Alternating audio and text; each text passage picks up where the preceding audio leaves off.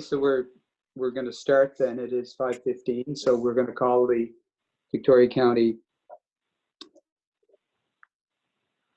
meeting to order for today, April 6th.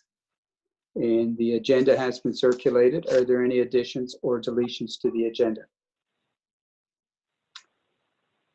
Hearing neither, do we have a motion to approve the agenda, please? So moved. Moved by Councillor MacNeil, seconded by? Second. Councillor Dauphinee. Thank you. Second by the Deputy Warden. All in favor? Aye. Aye. Aye. So, thank you. We have one presentation tonight. It is Bill Marchant on behalf of the Baddeck Waterfront Committee. And Bill is joining us actually from Vancouver this afternoon. So welcome, Bill, and we'll turn it over to you. And this is our second time doing a virtual council meeting, so we haven't got all the bugs worked out yet. But having said that, welcome, Bill, and please proceed with your presentation. West Vancouver, it's a warm sunny day here, 10 degrees. Sorry about that.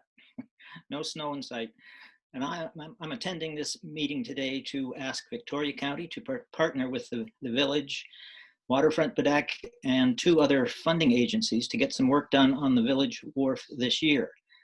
The work we want to do this year is phase 1 of a multi-phase project to rejuvenate the wharf and revitalize the waterfront. Phase 1 will cost $150,000. The other 2 funding agencies have tentatively agreed to each put in $50,000 if the village and the county will provide the remaining $50,000. I have asked the village commissioners about this, and 3 of the 5 of us have agreed that we will go ahead with it. So I imagine that will be approved at the next meeting. And Waterfront Baddeck has agreed to fundraise the remaining $10,000. Now, this is all conditional on all the partners eventually agreeing to participate. Phase 1 will eliminate some safety issues identified by EXP, an engineering firm from Sydney that surveyed the wharf last summer. It will improve the environment in the area of the wharf and improve the docking facilities. Phase 1 includes us doing as soon as possible, making repairs to the wheel guards, the sub guards, the whales, ladders, and the narrow deck at the end of the wharf. We'll be landscaping the area between the freight shed and the fire hydrant from the pavement to the Lions Club dock, and we'll enhance the area with planters, seating, and flowers. This will create an attractive green space right adjacent to the wharf. We want to install some proper signage. We want to install solar-powered lighting on the wharf. And we've been advised by EXP that we should move the big propane tanks that the freight shed uses off the wharf onto the land. We'll be building and installing a section of floating dock on the east side of the wharf. That's the Baddeck Marine side. Over the summer, we're going to assist the yacht club with the cost of providing public washrooms down at the wharf. And in the fall, we'll remove the large fenders on the west side of the wharf. Phase 2 of the project will involve making major repairs to the wharf, which, according to the engineer, will make it sound for some years to come. And this likely won't occur until the fall of 2021. Phase 3 will involve the installation of a system of floating docks that will at least double the number of berths available to the visiting boats. So that's what we're proposing. Do you have any questions?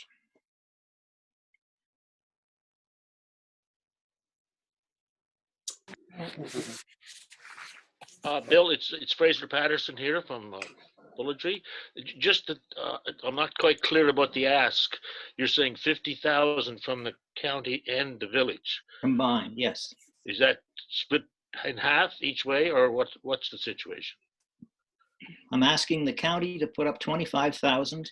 The village will put up 15, and Waterfront Baddeck will fundraise the remaining 10. Okay, thank you. Any other questions or comments? Bill, it's Merrill MacInnis here. Yes, sir. Just curious, how did the underwater survey turn out? There are 19 piles that they recommend we replace, and that will be done in phase 2. There's 260 piles underneath the wharf as it is. 19 of them need to be replaced. There are 19 pile caps. 3 of those need to be replaced. and that'll be done in phase 2 as well. So obviously the other piles.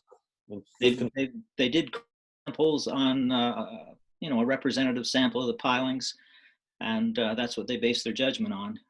Okay, that sounds good. Thank you. Just, sorry, there is another question. Yeah, Bill, Larry Dauphinee here. Just wondering, like you mentioned, phase 2 and phase 3. Just wondering what the dollar figures are on phase 2 and phase 3. Have you come up with those dollar figures yet? And will you be looking for the county to support those also? Well, phase 2 is mainly the major structures of the wharf, and I expect that's going to be, we have one quote on it. Sorry, we don't have a quote. The engineer's quote or estimate was between 250 and 300,000 for that. We don't have a quote on phase 3 providing the docks. Yes, I expect we'll be asking again for help with phase 2 and phase 3. Okay, thank you. Any other questions or comments, please? I guess we should just add to the conversation that Bill's presentation is as a result of a public meeting that was held in February, Bill, I think, in February 13th, and it was well attended, and the Baddeck Waterfront Committee was giving the direction from the community to move forward with this project. So the request is, to summarize, if I understand correctly, Bill, is that you would be looking for us to cost share with the village, our portion being $25,000 of $50,000 for this year for phase 1. Would that be correct? That is correct. That is correct. This project has also been earmarked by Develop Nova Scotia as a port of interest. And actually, Develop Nova Scotia has come to Victoria County as opposed to Victoria County going to the government for supporting this project. So that certainly is an important aspect as well. So what's council's wishes to do with this request?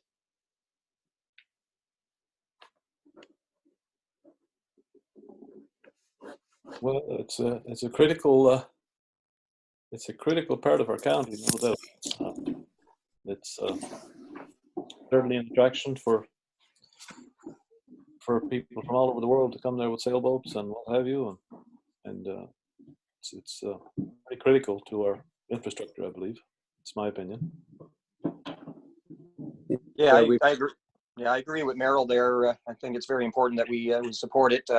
I just don't think at this time we're in any position. We don't know when the second or third requests are going to come in. So I think this got to be based on just this first request with no commitment to the other two, in case we're not here as council at that time or someone else is in their position. But I have no issues. I think it's a great project. Tourism and economic development got to be our critical thing. So I'm definitely in favor. So. Yeah, I'm in favor too, but just Warden, through you to Leanne, we're still working on our budget. Do we have the physical capacity to contribute to 25,000? Leanne, could you answer that, please? So that brings up another point. We are going forward, or we're looking to go forward with another based on COVID-19 developments that happened since our last budget day. Alex is wanting to have another budget session so we can discuss what is going on. We did put money in there for community projects, so this could be considered a community project if you so desired. Any other questions or comments? They're all valid points for sure, and we have supported wharfs, and in previous years we did a 5-year commitment for the wharfs, small harbors down north of Smoky as well. So I kind of look at this wharf as being an integral part of this community, as those wharves are to the fishing community north of Smoky as well. So yeah, Warden, just do you to Bill. Bill, how long can you wait for an answer? I honestly don't know. The other two funding agencies, well, they're waiting to find out what our commitment is. And we want to get this work started before summer. Thank you. Warden? yes, sir. Maybe I'll make a motion that based on the critical nature of this one, that I make a motion that we proceed and provide the 25,000 at this time for the first phase. I'll make that a motion. Yeah, and that's contingent on not committing to the phases 2 and 3, as you mentioned, which I think is a fair comment, because we can't commit money beyond our terms. So Exactly. we have a, And keep Thank in you. mind, it's all conditional on all the partners agreeing to participate. Yeah. I second the motion made by Deputy Warden Dauphinee. so that was moved by the Deputy Warden, seconded by Councillor Patterson. All in favor? Aye. Aye. And you're expecting this to come out of the municipal projects, councillors projects account, I'm assuming. Yes. Assumption. Mm. All right. Well, it has been moved. It's been seconded. It has been approved. So, Mr. Marchant, it would appear that the municipality is on board, and again, very clear that we're supporting the first phase 1. We're not committing beyond that, but I think it's an excellent project and it's worthy of support. So, good luck as you move this project forward. Well, thank you very much. All right. You have a Enjoy nice, the rest of the afternoon in British Columbia, Bill. Okay, I'll do that. Hey, Bill. thanks a lot. Yep. Travel safe, sir. Okay, goodbye. Deal. Our next item up for council on the agenda is the minutes of March 9th and minutes of March 20th. So those minutes have been circulated. Had a chance to look at them.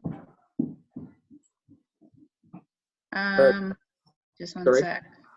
I think it may have been, I think it was March 25th was the second set. Yes, yeah, it was. It was Wednesday, not the 23rd, because we had to go to virtual.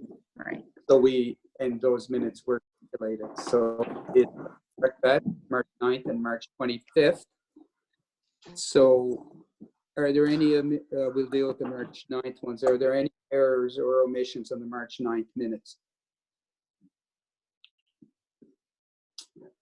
Do we have a motion to approve those minutes for March 9th? And we'll do a second motion for March 25th. I make that a motion that March 9th be approved. It's presented. Thank you. Moved by Councillor MacNeil, seconded by Second by sorry, Mm. Perla. Councillor MacLeod. Sorry, I had to interrupt. So it's been moved and seconded by Councillor MacLeod. All in favor? Aye. Aye. Motion's Aye. carried. Minutes are approved. Is there any business coming out of those minutes before we move on to the second set of minutes? Any questions? Any? Good. We'll deal with them in old business after. The minutes from the virtual meeting on Wednesday, March 25th have been circulated. Are there any errors or omissions with those minutes? We have a motion to accept those minutes as presented, please. So moved. Moved by Councillor MacInnis, seconded by Aye. Perla. I second. I'm sorry. Yeah.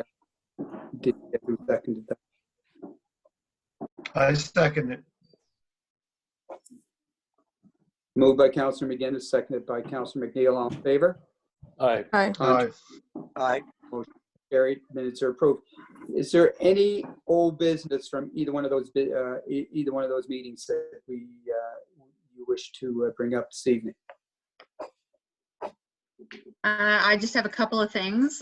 Just to let you know, the Jimmy Bradley sign is in place at the recycling depot. It's been up and it's been covered since, God, it's hard to think back how many weeks it is.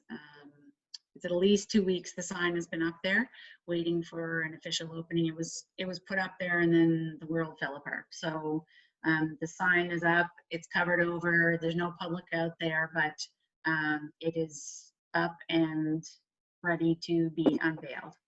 Also, just to let you know that the job was offered to Blair Gallup, who is the returning officer, the only person that applied for the job.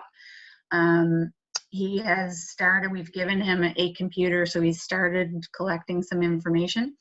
The only thing that may come out of that is that there's talk about having the elections delayed for another bit based on COVID. So we'll be more than ready when it's ready to go. But I think the concern over health and safety is more pressing than the election date at this point. So, also, one other thing related to the accessibility committee, we had one application, a lady who does her summers in Baddeck, and she's from Philadelphia or Pennsylvania. She has a hearing disability, and she is offered to be on the committee, but as we stated in the application, we're looking for at least 7 members, or half the committee is supposed to have some type of disability. I was talking to the town of Port Hawkesbury, who went out and recruited people to be on their committee. They said that they would be open to us joining and forming a joint accessibility committee. I think that that's a really good idea. I also reached out to some other municipalities around. Inverness County didn't have a problem getting their committee up and running. We could also see if we could join in with that one if we wanted to. Richmond didn't get any applications either, found it hard to get people to apply. But we're supposed to have that up and running April 1st. We've had the offer from the town of Port Hawkesbury, so I'm hoping that we can join on with them to be part of their, or make a joint accessibility committee with them. So just to clarify, we need 7. Ideally, it should have been 7 people. Yeah. So I think 3 were to be council or other members, and 4, well, some of the disabled could have been council as well, but at least 4 of the members were to have some type of ability on that committee. So just before we leave that, before we go outside and join, do any of the councillors know somebody that may be interested? That, as mentioned, if we don't get any applications, is there somebody that some of you or any of you would like to see? Is there anybody in your districts that may be interested that just may have not seen the ad, or we could contact directly before we go out of the county? Let's put it this way: if you do know somebody and you could contact them by phone or email, perhaps in the next week or so, then we can refer them back to Leanne. If none are received, then we'll head outside and join one of the other committees. Does that sound reasonable?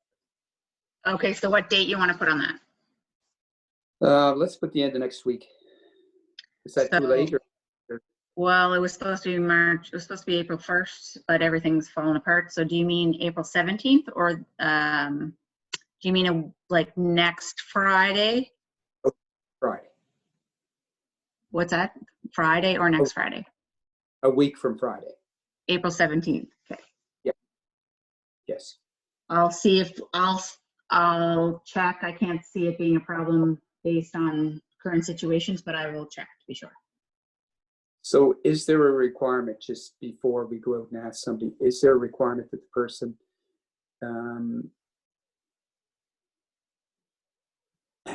do they have to have accessibility issues, or can it be somebody that could be a family member, or is there any kind of a requirement for the individual? Our terms of reference had that they are have accessibility issues, but if there's someone who deals with accessibility issues, that's better than someone with no experience. I was just thinking somebody, it could be a parent, it could be a guardian, it could be a, you know, so just so it kind of widens the net. Yeah. So does that sound reasonable to the council? If you have somebody in your district that maybe hasn't seen the ad, or maybe be more comfortable if they were approached by a local, their local councillor, maybe they would be more interested. So if you look into that, and if you come up with potential candidates, if you would like CAO know by April 17th. If not, we'll proceed with joining one of the other municipal accessibility committees. that sound reasonable? Okay. Is there any other old business to come out of March 9th or March 25th minutes? No. None? Then we're going to move on to any old business. None? Any new business, Leanne? So I forwarded on my report for the last bit. I wanted to start it out sort of saying all COVID all the time, because that's what it's been for the last 3 to 3.5 weeks. It's been crazy. I have to say that the department heads have been unbelievable, have done a fabulous job. Everyone is working really, really well together. And besides, so the last week is sort of not slowed down, but just not been as crazy, because we're sort of getting into the new normal right now. So I just wanted to go over a couple of things that we've been discussing. Something Dan is working on. Dan has started contacting all the local businesses. He said they're getting inundated mostly with emails, and so he has been calling a lot of the local tourism businesses, and he feels like it's a really good way to reach out to them because he feels that it's somebody that's listening to them. So he's hoping that that is going to help them out a little bit, and see, he's sort of the first contact maybe for a lot of them, and then he's referring them on to Patrick see if there's a program that could work for them. There's so many different packages that are coming out, and I'm sure it's confusing for all the businesses. Somebody, no, okay.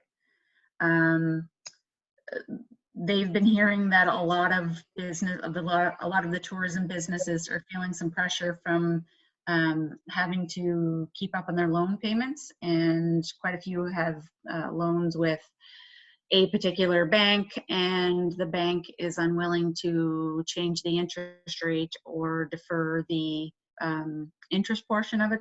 So they're having a hard time with that currently, and I would expect that it's only going to get worse. Part of the problem seems to be also that it looks like there's a lack of the 30% drop in revenue, and because a lot of them are not qualifying at this point because they didn't have the revenue to go into it. There might be the next tranche of loan funding that is going to come out after that. Just keeping up with that. Larry, I saw that in your note, that was a concern, and so I've asked for a little bit of clarification on that to see if seasonal businesses qualify for any of these loan programs. He said most seasonal businesses can't yet, but it looks like the programs will be required monthly applications. So for seasonal businesses, they will have their chance, or the programs will be altered so that they can. The province has also indicated this, as you have to show a comparison of over your previous year. So both the provincial government and the federal government have said that they have programs coming and all businesses will be covered. So they're keeping their eyes open on that and getting the information out to our local businesses.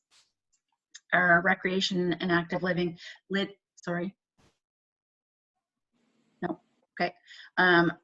recreation active living, Lydia has been helping out senior safety a bit.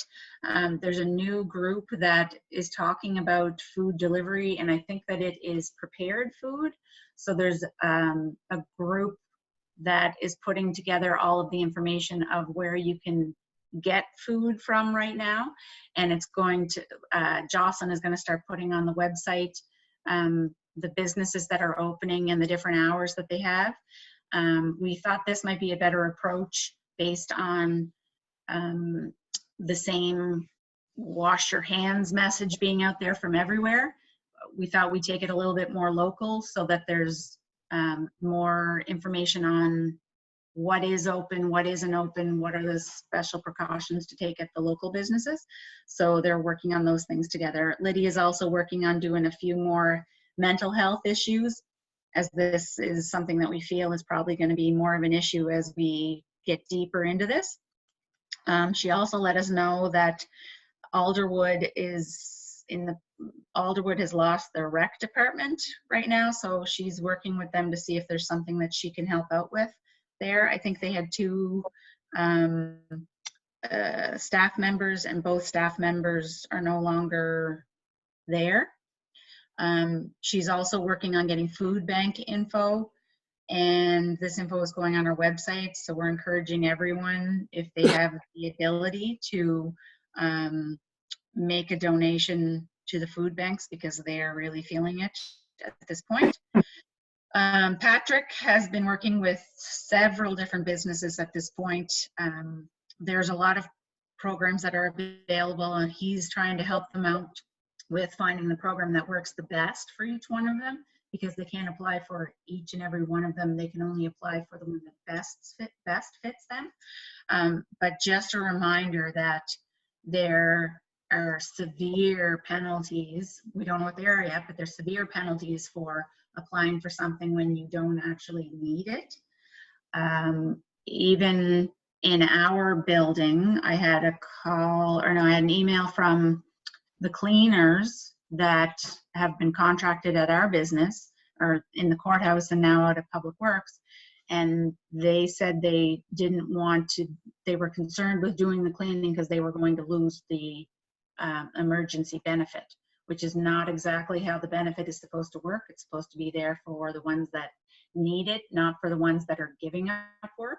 So just so everyone is aware, if there's businesses that are talking to you, don't be turning down work just to get federal or provincial money. And that's a message that we don't know what the penalties are yet for it, but they're going to be stiff. Patrick also said that the housing study is now completed. There's no draft available, but he has seen it, and I don't have any details on it yet. As I said before, Alex is looking to do a Zoom conference to discuss updates on the budget. My gut is telling me that you're probably not going to want to raise the tax rate this year. Just my guess on that, but we might have to go back and visit that based on things that have happened. I've sat in on at least 3, might be 4 meetings with the AMAN's board since last Tuesday, and we have been approaching the province to find a solution to see if there could be a tax deferral for our tax payments based on the problems that we are going to see here. It's going to cause a major issue, as we all know, and the ability to pay property taxes probably won't be at the top of very many business and residence lists. We're trying to see if the province will help the province out overall as a whole with some types of solutions. So we've been trying to take to the province as a proposal. There's a meeting tomorrow with the executive who have come up with, there's been a lot of work done, so we'll see how that goes. And there will be a provincial-wide rollout of this initiative if they go for it. So we won't have any more information. That we have another conference call on Wednesday related to that to see how the meeting went with the province. But the province sounds like they're open to helping us out, which would mean that possibly they front us the cash flow and there will be a deferral of payments by residents and businesses in the area, which doesn't mean that it's a write-off. It just means that it's a deferral. So there will be help with a repayment plan for everyone to see to help them out. Our audit seems like it will be going ahead, but it's going to be done virtually. Also in Public Works, we have been working on doing a intermunicipal agreement with several other municipalities. see that if something happens in any of the water utilities, that there will be another water utility to help out. There's at least 7, I think, that are involved at this point, where all are interested in being part of some type of, if a water operator gets sick, we can call on one from another area. So we're working on standard operating procedures so that they could just walk in and do the work at any of the municipalities or the water systems. One thing that we were thinking of was for water payments. We were looking to see if we could have a deferral of water payments until July 31st.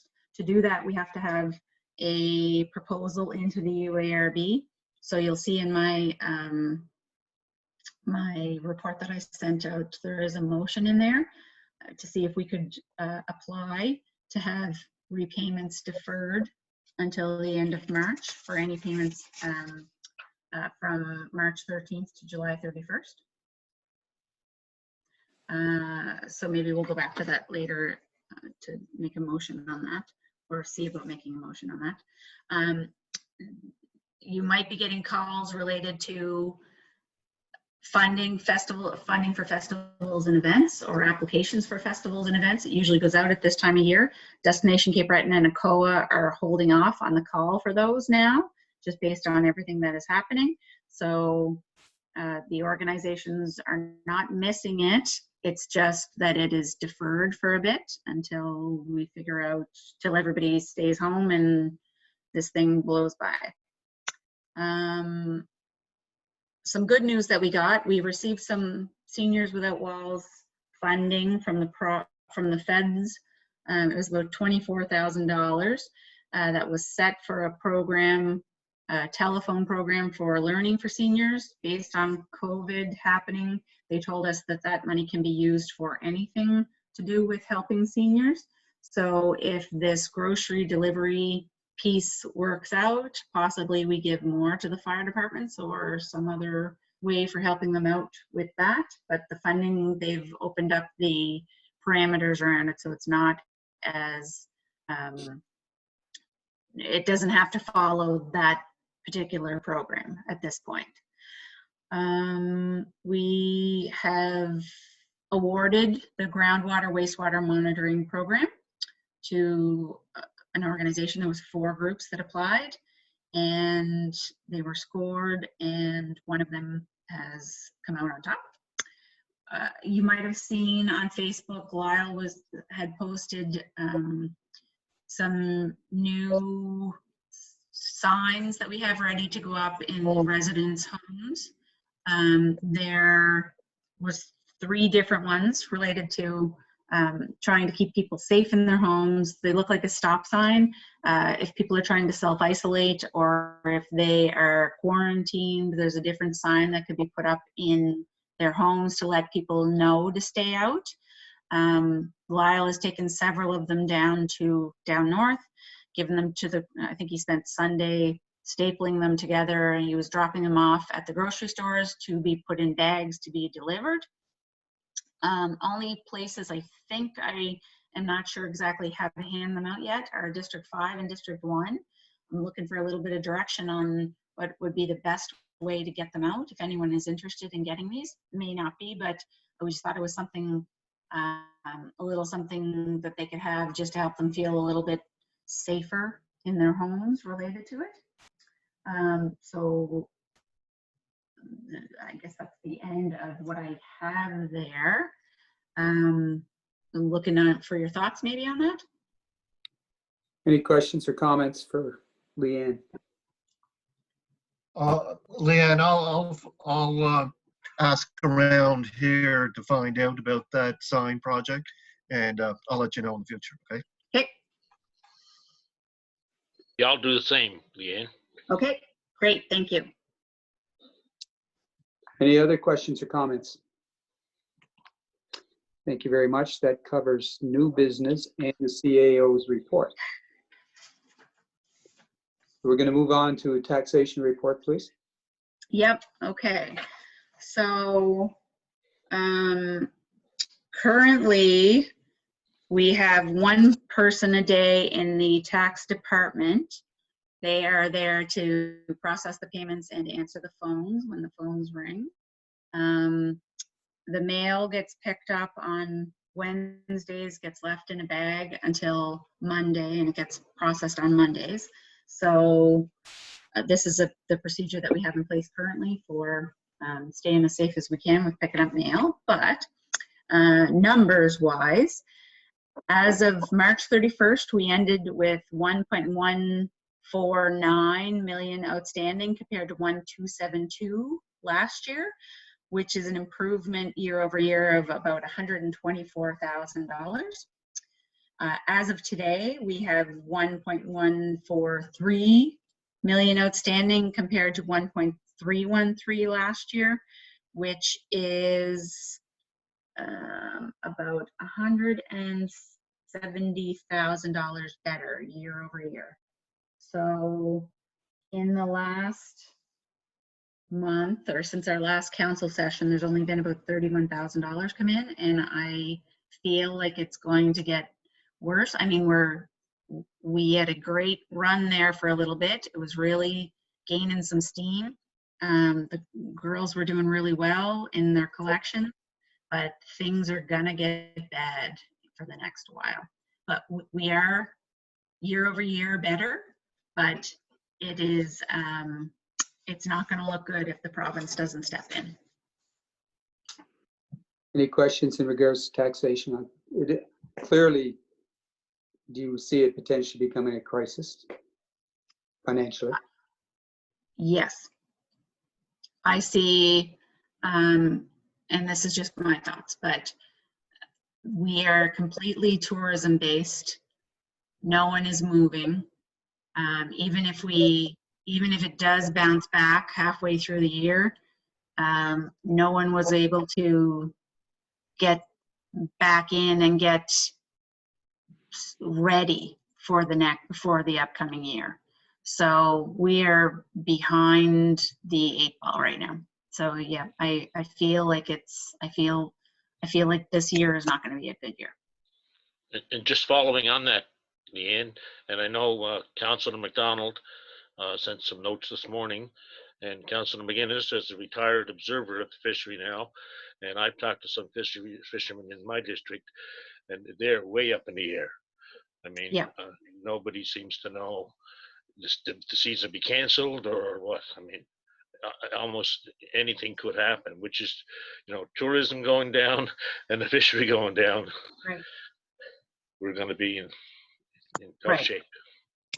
So one comment that I heard, and I don't know who said it, but they said, we're not going to come out of this hole, but if we survive, it will be a good thing. So it's not going to be a good year. Yeah, I think I would tend to agree with you, and particularly the comments that Fraser made.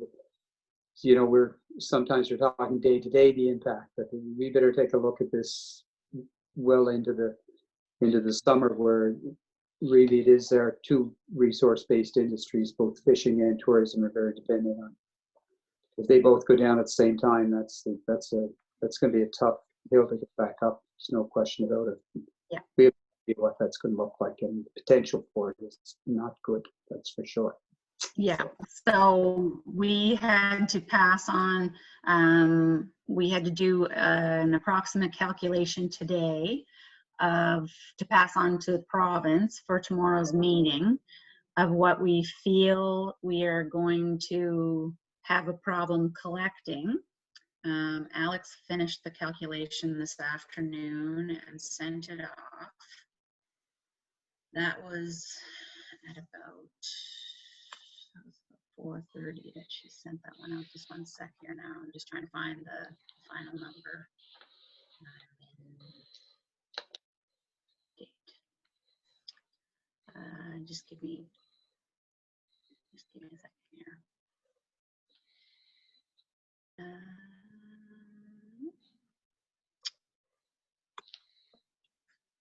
Sorry, just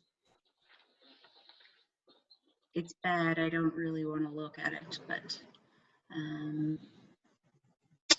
our estimate is we think that our at-risk taxes are going to be close to $2.7 million. And that's from a small municipality. Some other ones that we heard from today on our call went from, you know, a little bit more urban, 8 million to 150 million. So this is a big deal. Paul I think, has hand up. yeah, no, just with that, when you think of businesses, if they miss the month of July, they don't get that business back. You still have Exactly. the same overhead. It's going to be a tough summer. There's no question about it. Yep. Question about it. Yeah, it's not only the businesses too, it's like students for next year too. Yeah. And like they're not involved in any of the, as far as I know now, they're not involved in any of these EI programs that are going on. Right. So it might be announced in the next week or so that they will be, but as of now, it's not involved. So it's going to be hard for families trying to send students to university next year too. So. Yep. And sorry, I was wrong on that. It's more like 3.5 million is what we're expecting. 3.5 million out of our $11 million budget. So That's 25. 30%. 30%. Yeah. Yeah. All right. Any other?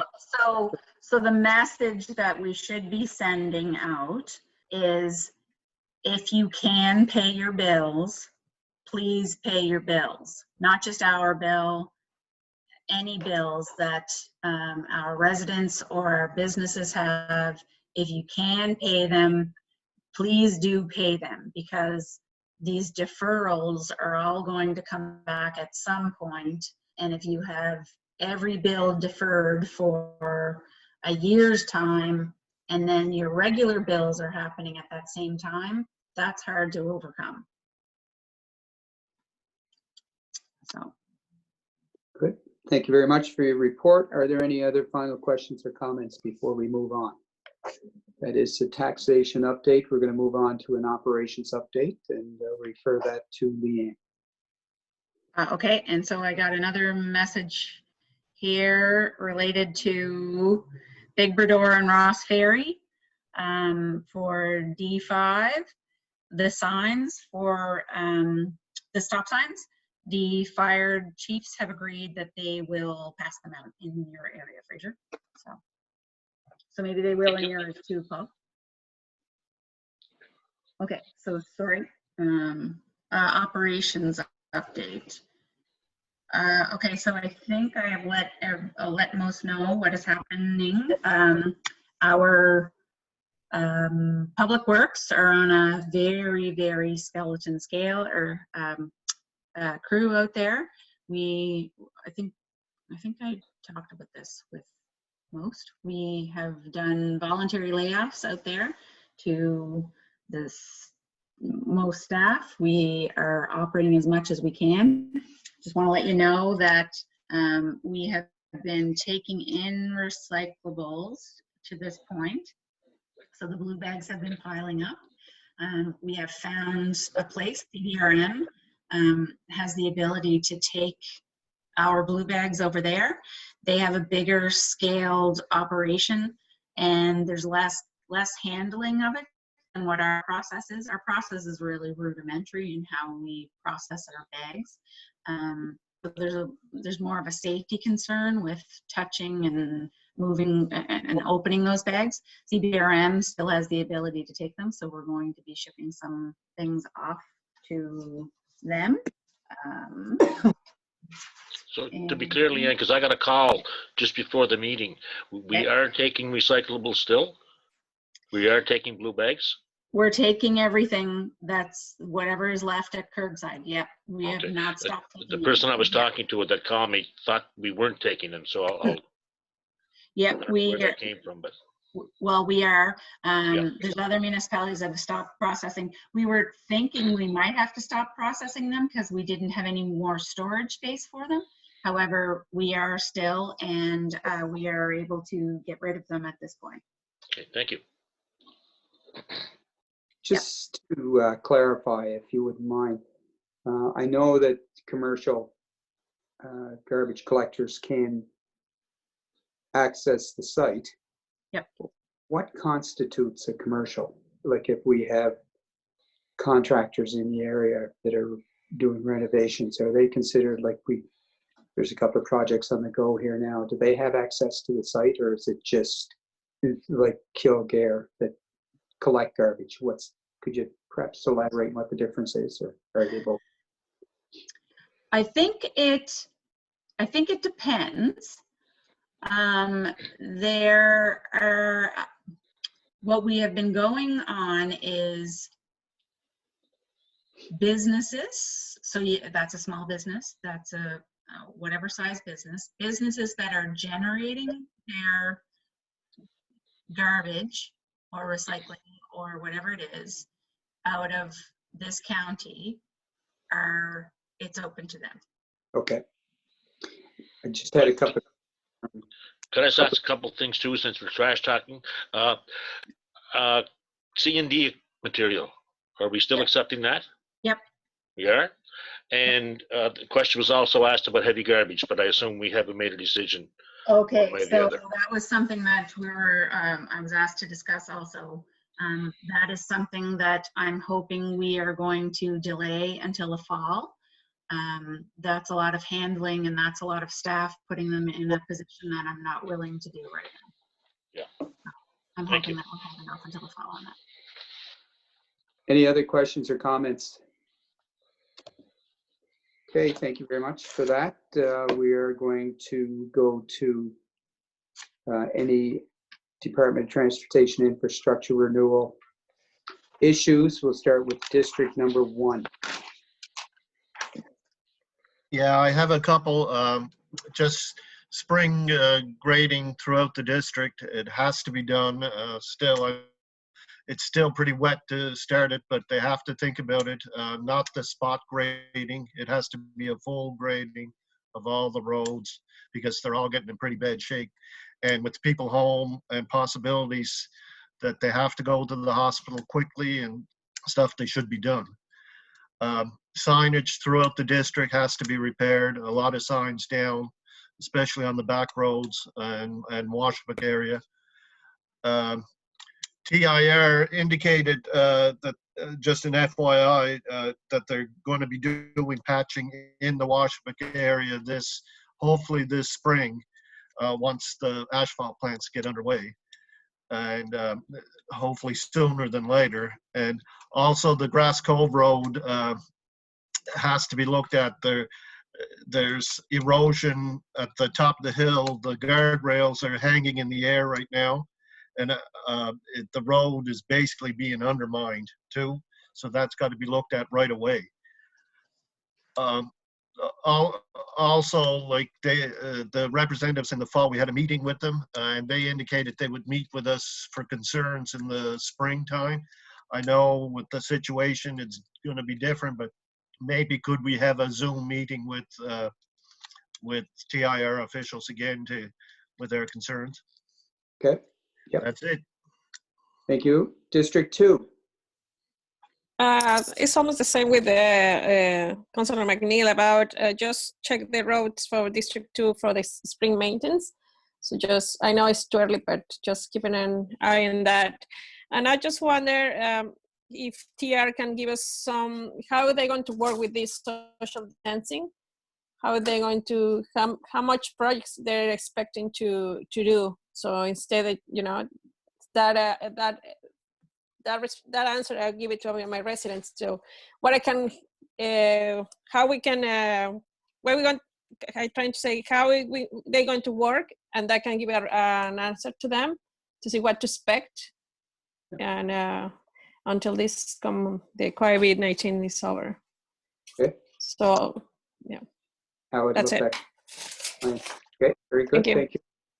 District 4.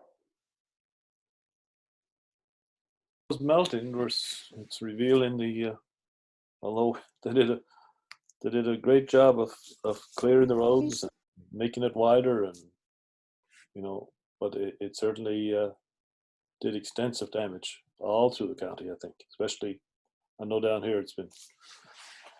If you, in the last few days, it's becoming very evident with the snow melt, and there's hundreds and hundreds of damaged posts on the guardrails. This stuff was only put in down here, and the new pavement was in 3 or 4 years ago, and now they have this stuff damaged. I don't know what they're going to do about it. It's going to be a mega project in order for them to get it fixed. Same with signs, like Paul mentioned in East District. Signs are all pushed over, and if it's anything like the jobs they've been doing the last couple of summers, I can't see them being back up before next winter. So, and of course, the other big concern is I haven't talked to McAlvich in Halifax the last three weeks at least, and ferry is off the slip in North Sydney. I'm assuming it's in the harbour over there somewhere. Why it's not in Englishtown, I have no idea, but I'll try and find out. And I'll try to drink a couple of some medication before I call this character. But anyway, I'll have to kind of contact him and find out where we're at there. I think he's going to have another excuse, I know. All right, thank you very much. District 5.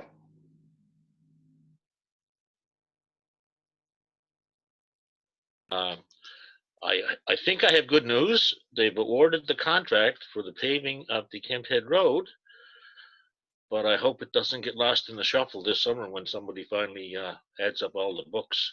So, but I've been reassured that it's going to be a go. Interestingly, I heard a week or so ago a FedEx truck wouldn't drive on it to make a delivery. Wow. So that'll tell you how bad it is. That's it. Thank you. We're going to go to District 6. Yes, good evening. Basically the same as what everybody else has mentioned already with signs and guardrail and whatnot. As the snow's disappearing, we've seen a lot of damage. But one thing I'd like to put forward is that they check the manholes in the English Beach area here. I know we've had them over the last couple of years caving in, but we do have one caving in right now about 3 to 4 houses up from the English Beach post office as you're heading south. So if we could get DOT to check out all manholes, but in particular that one would be greatly appreciated. I know I've already brought up Beach Crossing Road as far as down where the sea and erosion is causing the problems and what the long-term plan is. But that road has been totally deteriorated this winter, so you can't even barely drive on it. It is a paved road. It is a secondary road, but I'm just wondering what the plans are to save that road, because if something's not done soon, it's going to be impassable. So again, grading still very important in the area, but that's it for tonight. Thank you. Thank you, Deputy Warden. District 7, are you online, on the phone? Okay, apparently he's not been able to make contact. We will go to District 8. Yes, Councillor MacDonald. Notes here. Request and response from TIR in regard to shoulder erosion and embankments on the Bay St. Lawrence Road, mainly up through Bay Road Valley, where the shoulders are pretty much in deplorable shape, deteriorating. This is basically the main access highway through to access St. Margaret's Village and Bay St. Lawrence. This is something that's been asked of in probably the last year session as well, but to no avail. There has been no work done. Just wondering if we could get maybe some type of update in the coming maintenance season to see if there's anything that will be implemented or any work to be progressed for that area. Secondly, would like an update on the provincial mapping in regard to the Gaelic signage that was proposed last year. I believe Mr. MacDonald said there was the provincial mapping system that was put in place would have to concur with the signage civic numbers that we had provided. If I could get an update on it, greatly appreciate it. And lastly, just up by the Cabot Fire Hall, Cape North the hill there, there's the shoulders are all washed out, and there's residence driveways that come on to access at the Cabot Trail there. There's no shoulder there. I wonder if maybe we could have that looked at ASAP, because it's, like I said, residence driveways come out onto the Cabot Trail there. And that would be it for District 8 this evening. Thank you very much. Just to add to that list, please, from District 3, permanent repair at the main intersection of Shore Road, Old Margery Road, Chebucto Street. There's a large crater being developed there. They filled it twice in the last month, and it's just continues to deteriorate, and it's getting fairly substantial. It's the main thoroughway of the community. And also on Water Street, in front of the Langley property, there is a huge area of pavement that has been removed, and there's significant damage to that section of the road that should be repaired as soon as possible, because there is going to be vehicle damage going to be an issue if it hasn't been. So I'd just like to add those two. So those are our lists for TIR this evening. Do we have a motion to send that list, please?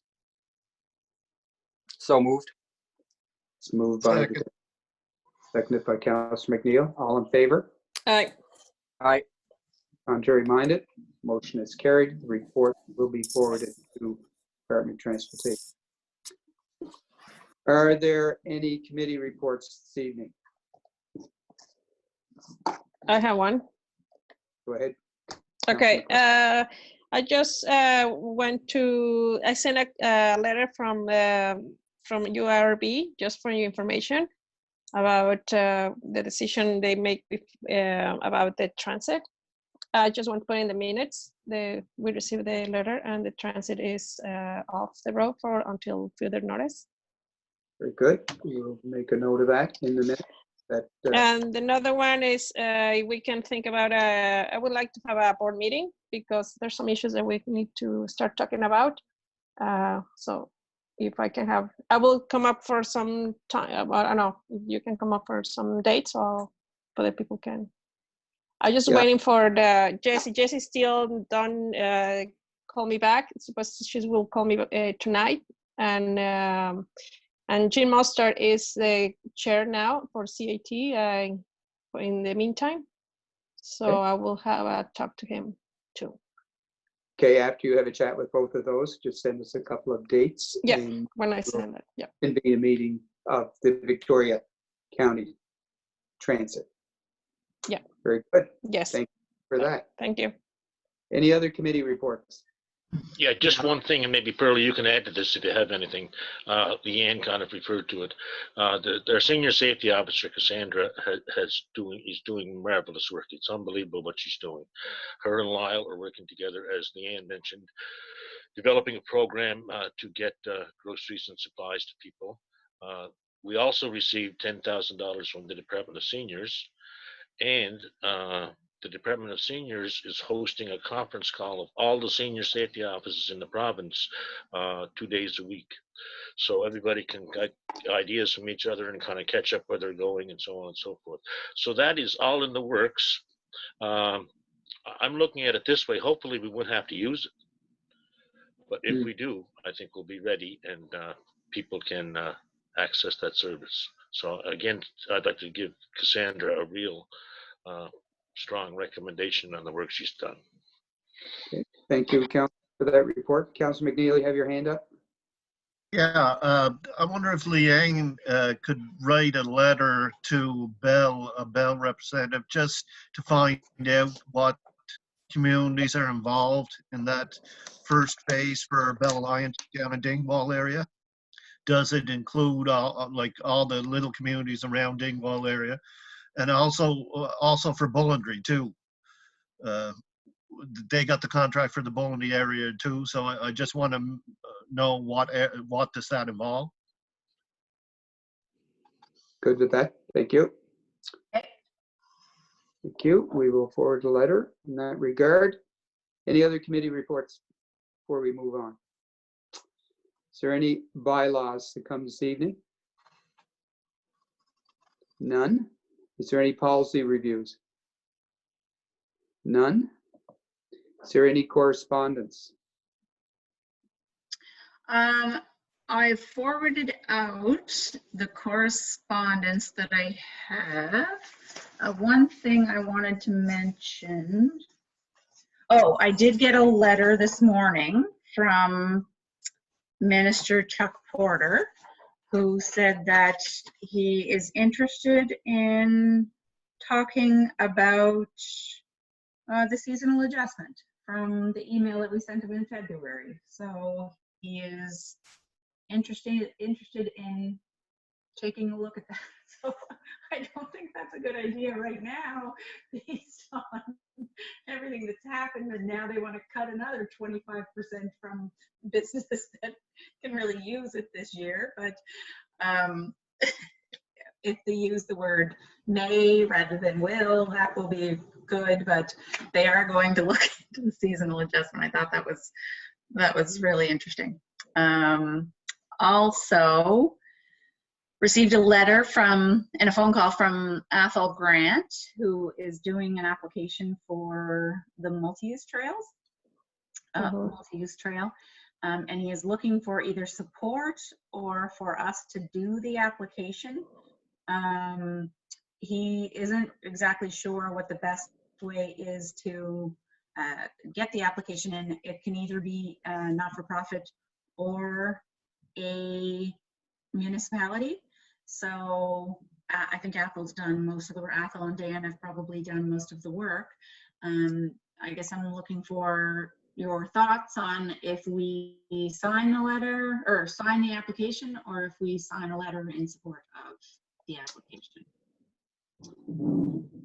Are there any questions or comments in regards to providing whether we are going to be a supporter or we would be the applicant? I guess my sense is start the conversation that we probably have a little bit more weight if it comes from municipality. But Councillor MacLeod and then Councillor Dauphinee and Councillor MacNeil. They have their hands up. We'll start with Councillor MacLeod. Well, it's not for this letter, but I'm agreeing with you with the. I understand that he wants the letter signed from us, plus the application is not different. We have to sign after. That was originally this morning. He had asked for, or over the weekend, he had asked for a letter of support from us. Yeah. So I contacted him and I asked him if he wanted 3 separate letters or if he just wanted one letter from the county. And he didn't really matter, whatever would be easiest for us at this point. But then he also called me this afternoon and said he wasn't sure if the application should come from us or if it should come from them. So I think this is a new development since the ask for the letter. Okay, thanks. Okay, we'll move to Deputy Warden. Yes, thanks, Warden. I guess in regards to that, I have no problem with the letter of support, but we got to realize there's other groups, and I know I've been talking to Apple also, but we do have the MacInnis Snowmobile Society here who are making an application both to the county and to the province and to the Sands. So I think, yeah, letter of support, but I think if the county takes on one, they're going to have to take on all of them. So I agree with the letter of support, but I'm a little weary about actually us doing the application. But again, I'm open to it if that needs to be. Yeah. Good point. We could be opening the gates without a doubt. Councillor MacNeil. Yeah, no, I just want to agree with Councillor Dauphinee on that, because what you said, we could be opening the gates. I know there's a lot of interest in trails over in this area, so we got to watch what we do. Good point. Councillor Patterson. Yeah, Leanne, I just want to go back to the minister's letter, Minister Porter. I didn't quite hear what the request was or the topic was. You read it earlier?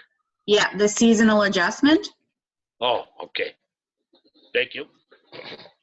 Okay, I'm glad we got that clarified. So I just want to go back to the trails thing, the trails request. So my sense is I'm hearing from councillors that the Federation submit their application, will provide letter of support. We agree with that? Perhaps yes. Just to keep it clean, I think it would be good to have a motion saying that the municipality will support the Trails Federation with their application as they move forward. And I think we can do that for each of the applicants as they apply if they're looking for provincial and federal funding. So we could do it in. So do we want to do one letter that's signed by, maybe by you, Warden, or do we want individual letters signed from different councillors? I think what maybe the motion would be that we support all trails federations at they make applications, and then we don't have 5 or 6 groups coming. We can do it with just the one motion, as opposed to having 5 or 6 different trails organizations coming in asking for the letter of support. Does that make sense? Sure. Right, yeah, I'm just talking on this application here. So we're sending one letter of support. Yes. Mm. Does that make sense? Yes. I'll make that a motion, Warden. Thank you, Deputy Warden. Do we have a seconder for that, please? Second it. Councillor MacInnis, all in favor? Aye. Aye. Contrary minded, motion is carried, and we'll advise Mr. Grant of the direction the council has taken on that request. Any other issues to come forward? We're going to move on. I forget something. Apologize. About the recyclable bags. I know in my, I forget. Apologize for my district. There's some concern about the reusable bags right now.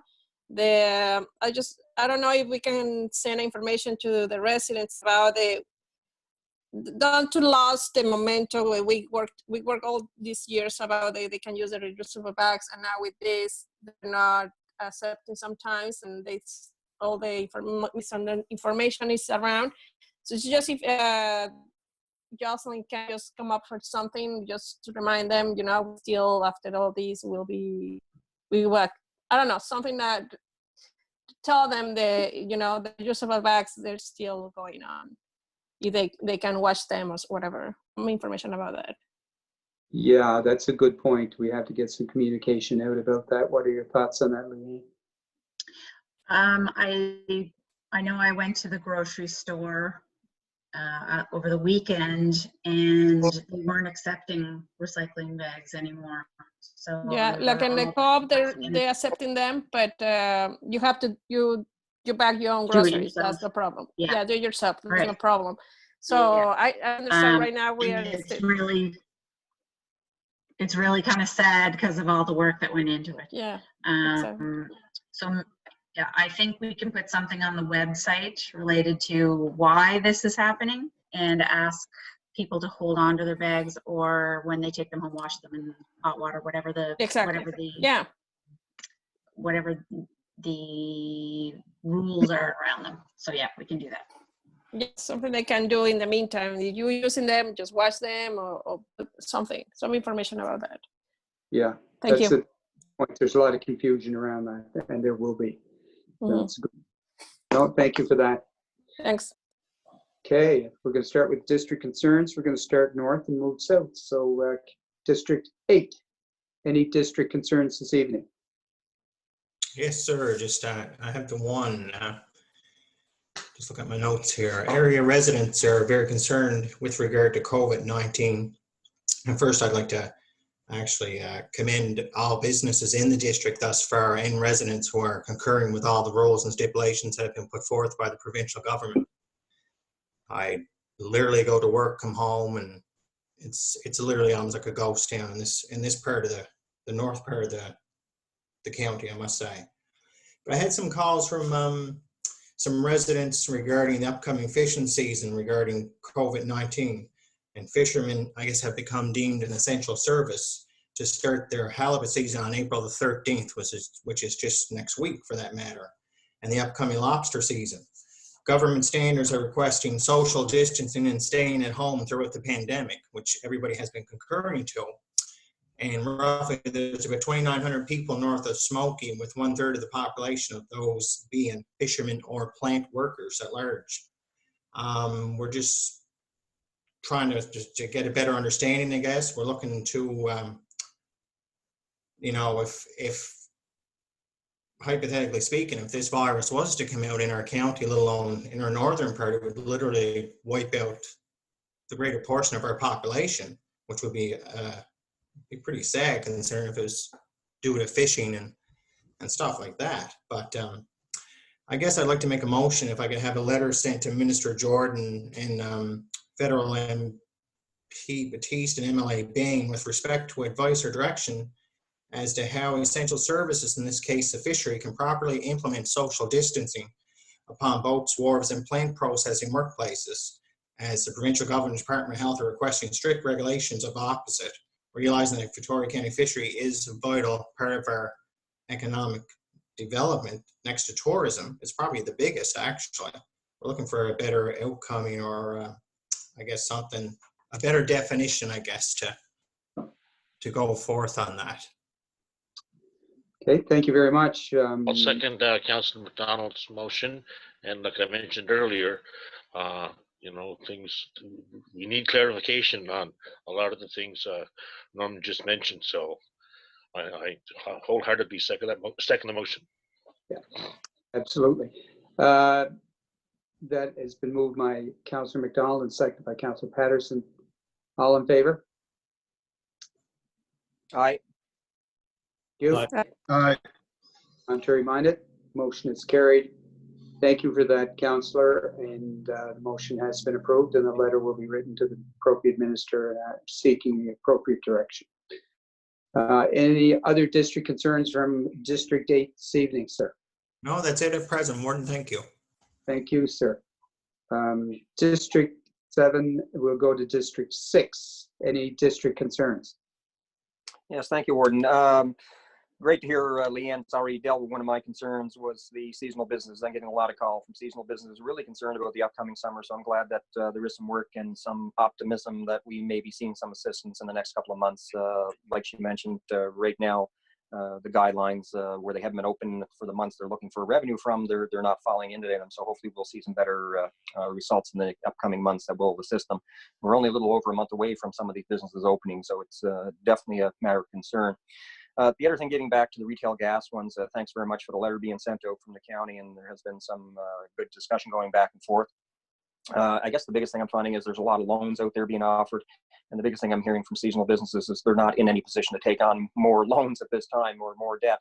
But you know, for example, one of the gas retailers here in my district notified me that he spent or remitted somewhere in the range of $350,000–360,000 in remittances in this past season. So a lot of the money these guys are taking in is definitely going back to the government. So I'd like to see more of some kind of a refund or something that's not repayable to get them through. But anyway, I do appreciate the letters we've sent, and we'll just keep our I guess our ears open to see what comes in the next month or so that can help these guys. I do want to also commend Councillor MacDonald and his comments about the fishery.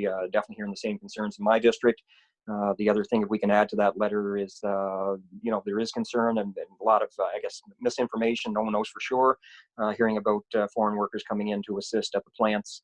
And also fishermen from different provinces coming into the area, and apparently they're not supposed to be self-quarantining for 14 days, which really makes no sense. So if we could add that to that letter, I'd be greatly appreciated. And that's it for District 6. Thank you very much, and good job in your interview last night in regards to that particular story around the gas situation. Well done, sir. So appreciate it. All right, and we will add that to the letter. I think it's appropriate. Everybody is in favor of doing that. Good. Great. We're going to go to District 5. I had those C and D and transfer station questions, but they were already answered. So thank you very much.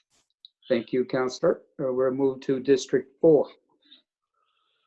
Yeah, well, bringing the fishery up, I've been kind of in tune with some of the organizations that are involved, and just to give you a financial impact on what could happen.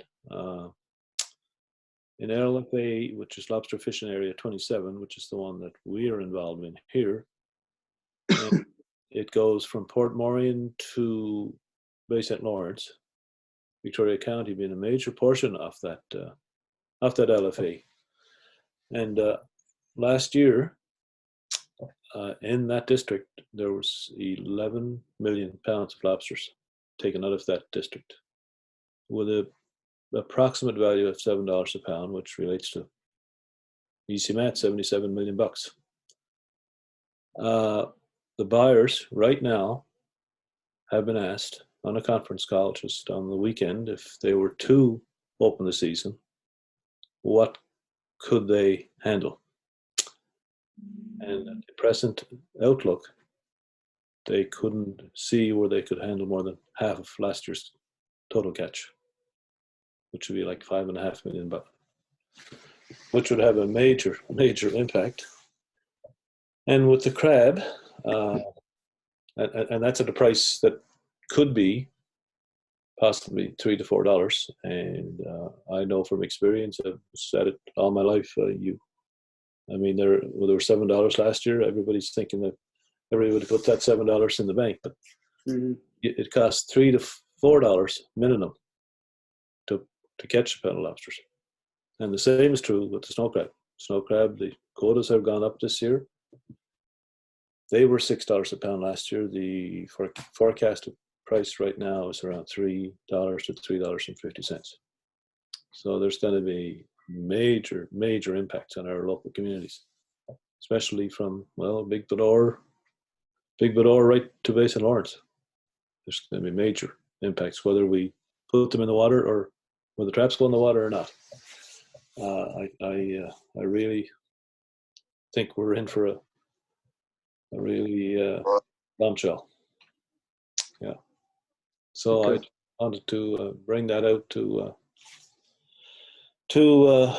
sort of give you my perspective. My idea is, as far as when I've expressed this concern, that if we get some of these plant workers, or even the dock workers that we know are going outside our communities, although we try ourselves to try and stay as safe as we can, what happens if one of these buyers comes in and they're affected by the virus?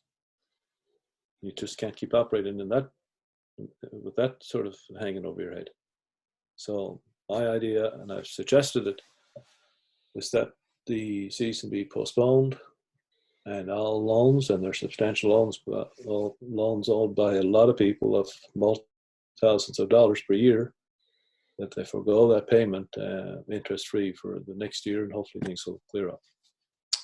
I don't know if that'll be listened to, but the majority of the fishermen, and we have a federal minister in Yarmouth.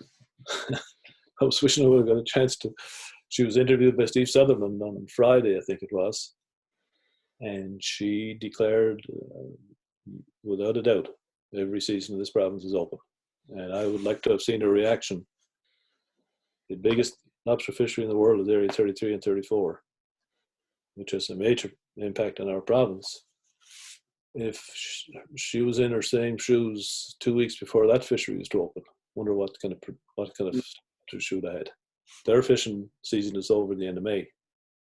They're finished quite soon after they're taking in their bounty over the winter.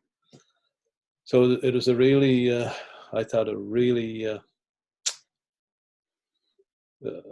unthought statement that she came up with, thinking that the fisheries, there's no reason why the fishery shouldn't be open. So that's my update, and I just wanted to pass that on to let us know what type of concern these people are in. I mean, there's young people that are got debt for a long time ahead, and then they're hopefully things will resolve and get better in the future. That's it for me. Thanks. Could I have a question for Councillor MacInnis? Was the crab season supposed to open April 1st, Merrill? Absolutely. Did anyone go out? Did any of the fishermen go out? No. And ice wasn't an issue or anything. They don't know what they're all up in the air with it, and they don't know what's going to happen. And the reason we were going, we always went April 15th. The reason we were going to go April 1st was for the right whale issue, to get the traps out of the water. That's right, yeah. Not in August, July. So now the crab season is, and as a matter of fact, Shetty Camp was supposed to have started April 1st. I was on the Shetty Camp wharf yesterday. 2 boats in the water, Shetty Camp, both from New Brunswick. Not one fishing boat from the area in the water in Shetty Camp. The wharf is loaded with traps. but no boats to put them on. So that's showing that a lot of them people they don't want to take the chance of going crab fishing. That's a way bigger fishery than ours over in Shettycan. So no, there's talks that if this season opens here for crab, it's going to be the 15th of May, or I'm sorry, of April, which is, I can't see it opening, but hopefully it won't. Thank you. Yeah, you're welcome. Well, you speak from experience and lots of it, so we appreciate those comments. It's pretty scary stuff. Pretty scary stuff ahead of us right now. Yeah. 100%. Lobster fishing is a business at the end of the day. And that's the reality we're in right now. Sure. Absolutely, yeah. Thank you for your comments. We're going to go to District 2. No, I have Leanne answered that too, so I'm good. Thanks. Thank you. District 1. Yeah, there's a couple of things. A couple of residents are asking about the possibility of this provincial park that is being mentioned in the area. If so, will there be any more restrictions on the possibility of trails in the area? And if there's contacts for people to call about this issue. So I wonder if we could write a letter. I'm not really sure who to write a letter to. Is it Department of Lands and Forests or Department of Environment? I'm not sure. About the possibility of the provincial park in this area. Parks would be under natural resources. Natural resources, okay. So that is a motion that you made. Yeah, that is a motion. We have a seconder for that, please. Second it. Seconded by the Deputy Warden. All in favor? Aye. Very much. Motion's carried. Also, I've received a couple of phone calls from seniors in the area about the lack of sanitizer in the store, and I'm just wondering if it's something that the county could look into, maybe getting a supply of hand sanitizer and passing it out to like maybe seniors in the area. I know, is it Steiner Distilleries is starting to make hand sanitizer? Could we get in touch with them, like for a possible delivery? I'll refer that. They have some. Nova Scotia Spirit Co. has some that's in Canadian Tire right now. I think I'm going to refer that to Lyle. I'm not sure if there's a difference in what they need or not. I can tell you that Lyle had made an order to have supplies arrive, and there was hand sanitizer and masks and gloves, and he had ordered so many cases of it to be delivered, and instead the feds ordered boxes of them. So when we were getting 24 cases of something, we ended up getting 24 boxes. So that may have been our only chance to get those things. It's in very short supply, but we can see if there's something that we can do. But I think that the thing that they should be looking at is washing their hands. Make sure that they're washing their hands. I think Bruce keeps saying that's the better approach than the hand sanitizer too. Yeah, and just one other thing. I want to thank all the healthcare workers and critical care employees and essential workers that are working through all this too. They have to go out every day, and the county should recognize that. So thank you. That's it. Thank you, Councillor. And I don't have any district concerns. Just a couple of quick comments very quickly, and I agree with Paul. I spoke with Leanne and several other councillors about this, maybe on our website, just acknowledging their frontline workers across this municipality and the business that has stayed open and provided services to us. I think we should also thank our residents. I think they're, for the most part, doing a really good job of complying with the recommendations of the pandemic rules, social distancing, those types of things. I see it in my community, and Norman says he sees it, has seen it in his community. I think we're seeing it in all districts. So I think we can just reinforce that message of recognition to our residents of our municipality. So that Jocelyn could do something up that way, I think it would be great. If it's not already there, I think it's a nice message to continuously get out that we recognize the efforts being made and the risk that some of these folks are putting themselves in to provide services for us. So I think that's a critical piece. The other thing I just want to mention to you along the same lines as CBC is going to be doing weekly updates with all municipalities. They've asked if we would take a quick interview on what we're doing on a weekly basis on Thursdays at 2 o'clock. I'm not sure exactly what they're looking for there. It's going to be the same message from each municipality, I think. But just to let you know that they've made that request.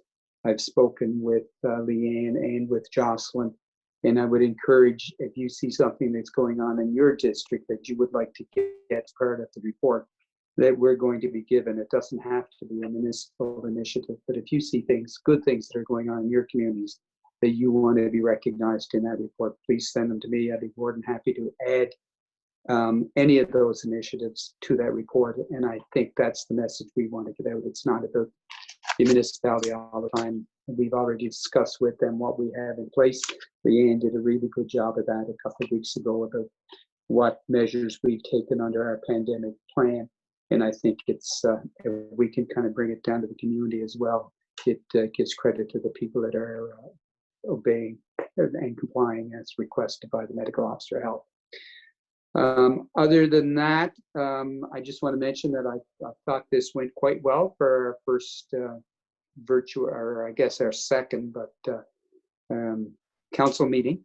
We probably will be rescheduling another one when? Probably on the 20th, but can I just jump in here for a second? Lyle is listening as an attendee. He told me that there are 30 1 liter bottles of hand sanitizer that have been earmarked for local businesses for the public to use. So he has ordered some. There is some available. So Paul, maybe you can get in touch with Lyle about those if there's any of those that you're looking for. And one other thing before we go anywhere, I mentioned earlier about a motion that we might, or that we should look for the water utility to defer payments there. So the motion would read as.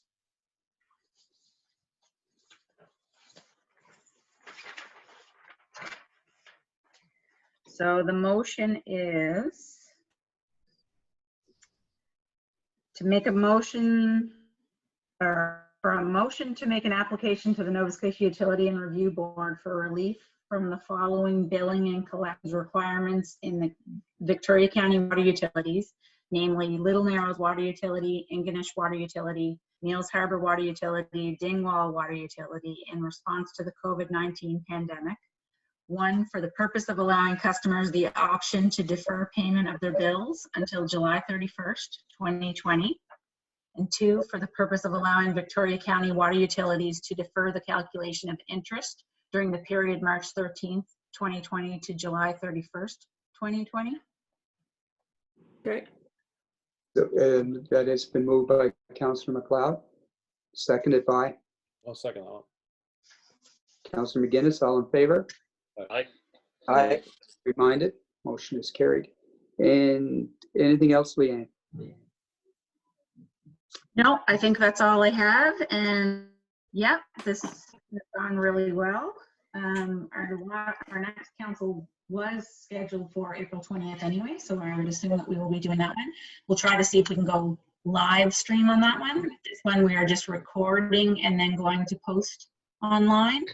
So our next one, we will see that it can be posted live as it's happening.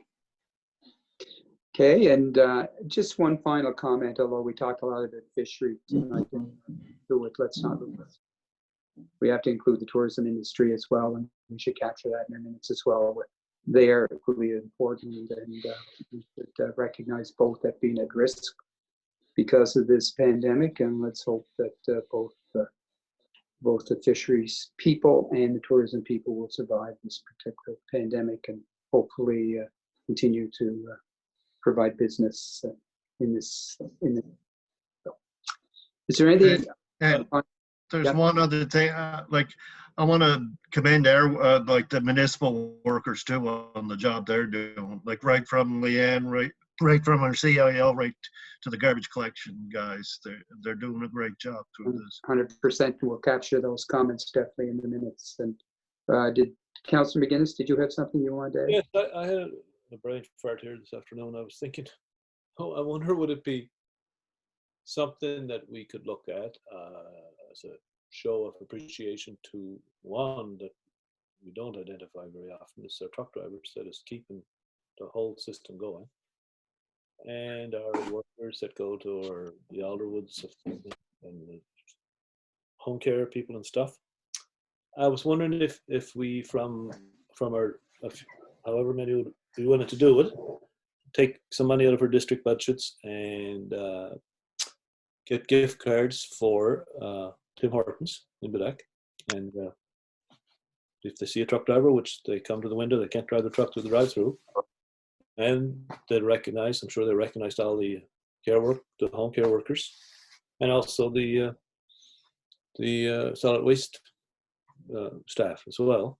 If we put, $300 or $400 in it for gift cards and let them, I spoke to, I didn't want to step outside the queue, but I just wondered first of all if it would be a problem for Errol and the staff to look after that, and he had no problem with it. He was saying he thought it was a good idea. So I don't know, what do the rest of you think? Not a problem for my district. Whatever you need, it's certainly. I think it's a good idea. Just perhaps what I'd suggest, Councillor MacInnis, just send us an email and ask, just let us know what it is, the amount that you think would be appropriate, and if we're willing to give it from our district budgets, we'll make the proper arrangements. Okay. Yeah, I agree. Yeah. Would $50 per district budget be like, say, $400? Does that sound reasonable? Fine by me. Okay. Fine here. All right. Okay. Good. Thank you. Thank you very much. Great. Good one. Good, thoughtful on your behalf. Good job. Anything else come to council tonight? We are meeting what date? April 2 weeks. 20. April 20th. April 20th, yes. And there's a message also here that, just to let you know, DCBA is also looking into a Cape Breton-wide tourism gift certificate to kick the economy off when this is over. So that's maybe a good option as well. So we're early on, we'll give them a small Tim's gift card, and then we can look into helping the businesses in the area and the healthcare workers. So it's a win-win, it should be a win-win. That's a great idea. Okay, great. Just one final question. When is the newsletter? We won't be putting out a newsletter for a while. There was a newsletter that went out last week, a couple weeks ago. Yeah. So the next one will be 3 months from then. I think we decided to do it 4 times. Yeah. Okay. Just got a note here, my battery is dying. So, are there any final questions or comments? Do we meet for the virus meeting on Thursdays, or was just one time? Because I have in my phone like every Thursday. Every Wednesday. Right. We were going to do that on Wednesdays. Do you still want to do that? I was planning on doing that. We weren't having council sessions because I didn't know if we could have council sessions. Now that we have here, I can give you an operations update if that works, and then we don't have to do the weekly one. Perfect. I think that. So I cancel that. Okay. Yeah, that works. All right. thank you very much for your time and attention tonight. It went very well. You all did well, and we will be talking again on the 20th of April. I just want to have a vote for the best background today. Norman, come on, Norman, I need your help. Bruce, Larry. I agree. I think it's one of the best ones. You just took me off video. I was It's time to leave. I had a little bit of technical problem. Fraser, One other thing, we'll also be sending out a meeting request for having a Zoom budget day, another budget day. So that will probably be before April 20th. So just so you will be seeing each other before April 20th. Okay.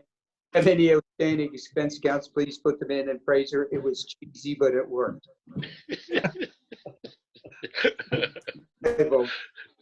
All right. No, it was a meeting. It's amazing how this works. It really is, isn't it? Maybe it's the way of the future. We'll never see each other again in person. No. I just want to say, Councillor MacDonald, thank you for your service right now in the front. Yeah. Yep. Thank you. Yeah. Good Take point. care. Stay Take safe. care, everybody. Yeah, wash your Have a hands. good evening, folks. Yeah. Okay, take Yeah. care. Thank you. Right. Thank Well, you. bye-bye. Yeah.